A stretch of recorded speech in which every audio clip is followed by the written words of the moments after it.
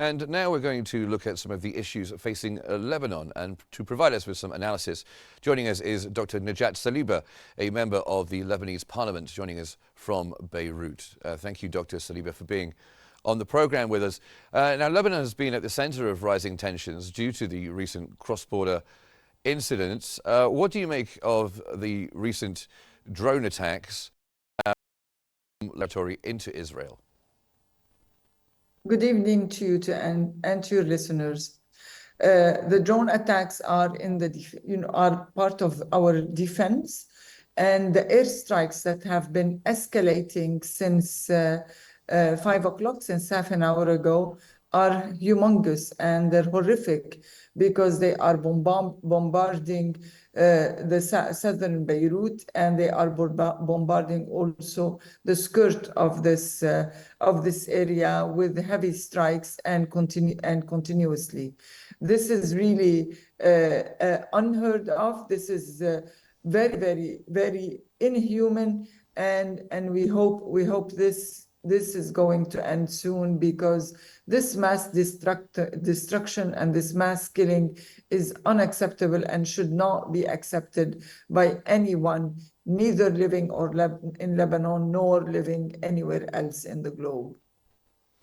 And how do we get to that situation where what is happening, as you describe right now, comes to an end? You know, violence since the beginning of the Palestinian cause and the sequence of wars that has happened since then have never reached to any peaceful agreement. That's why we continue to emphasize that diplomatic efforts are the only way out. And I want to emphasize that neither the war on Gaza nor the war in Lebanon have an end in sight, or there is any plan of what to do after this mass killing of 42,000, as you just said on your program, 42,000 people who are dead in Gaza, and we have over 3,000 people who are dead in Lebanon. This mass killing with no end and with no vision of why this mass killing is happening is not going to lead into a peace agreement. And that's why we continue on really thanking all the governments who are making all the efforts possible to reach a peace, to reach a ceasefire followed by a peace agreement in all borders, so that people can live in peace. You mentioned Gaza there. We were just talking about Gaza on the program. And in the light of the ongoing devastation in Gaza, especially the bombings of hospitals and civilian areas, is there a role that Lebanon can play, perhaps in advocating for humanitarian aid to be allowed into Gaza? No human should be left behind in the way that Gazans are really put, to fend for themselves with very little of a human aid going through.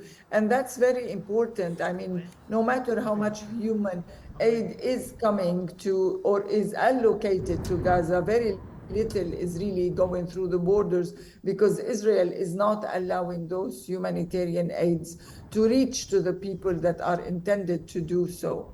And that's why we call on all people all around the world to really put all the efforts possible to give the Gazans the medications that they need and the care that they need, so that they don't perish all in this small part of the world. The same thing goes to Lebanon. Unfortunately, I feel really, very, very bad to really also live through the same situation and see lots of displaced people needing shelters, needing blankets for the winter, and also needing food and medication. Unfortunately, both Palestinian people and Lebanese people are living through similar situations right now, but we really need to stress that the Gazans people have been going through this for over a year, and I think all the resources that they have had have been completely exhausted, and that's why they need an immediate care. And I would also emphasize that their needs are probably much, much higher than our needs. Well, of course, needs are needs, whether whether it be at different degrees or not.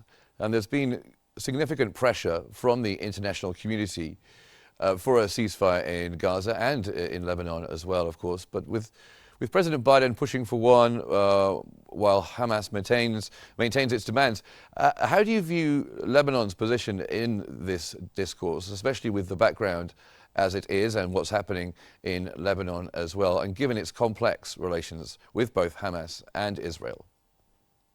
We have to say that there are two responsibilities on the international community, especially on the US, because they are the ones who are really supporting Israel in all these invasions and supporting them with munitions and money and also backup politically. And there is also the responsibility internally in Hamas and also internal to Lebanon. So if we look at the international community, we see a lot of countries, especially the Arabic country, are doing their utmost best to really save lives and save the lives, save lives and save this and more destructions. But we also, excuse me. No, please go on. We also need to think about what we can do internally in order to also save a lot of destructions and a lot of lives to our own people. And from here, I would like to say that I hope that all political parties would rally around the state of Lebanon and not be, reporting to other countries other than our own interests. And also move on to elect a president and build a strong state and put the sovereignty and the security of this country in the hands of the Lebanese army forces. So we have an internal job to play. We have a huge responsibility towards our own people and towards the sovereignty of our state. But at the same time, we would like all the Arabic states, especially that Lebanon is one of the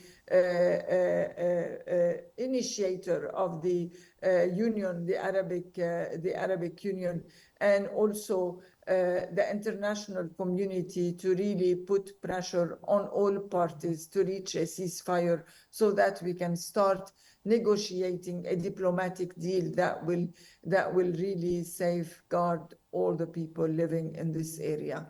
So yes, there is a role that the international community can play, a role that the Arabic countries can play, and this is a very, very important role, especially that they have been really close to Lebanon and they have stood time and time again next to the Lebanese state and helped them stay on their feet and move forward in their building of their own country. And at the same time, we should not forget that us Lebanese, we really need to stay together, stay strong, and build, and at least stay with one statement, one word towards the international community, and that is we want to protect our country. We want to really honor all the Arabic treaties as well as the international resolutions and treaties in order for us to live in peace. So the first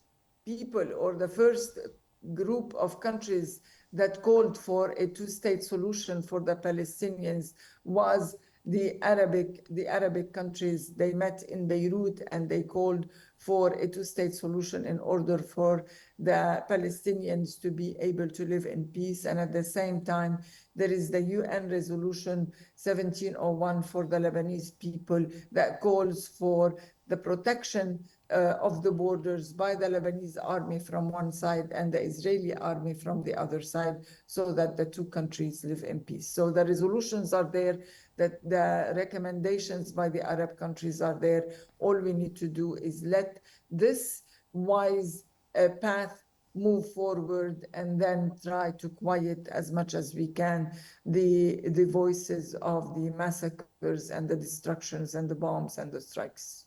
Strong and powerful words, Dr. Saliba.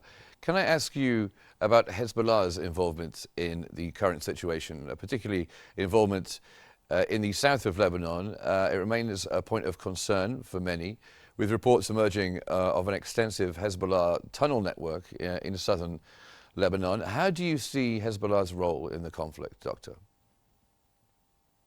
It's very important to recognize that Hezbollah political party is part of the Lebanese fabric, it's part of the Lebanese population, and we would like Hezbollah to continue exercising their role as a political party, but we are completely against Hezbollah holding arms separately from the Lebanese army forces. They cannot create a state within a state. They have to be under the Lebanese state they have to become part of the fabric of this country, all together moving towards building a country that takes care of its border and does not threaten other countries at the same time. Not that I'm saying that we don't want to threaten the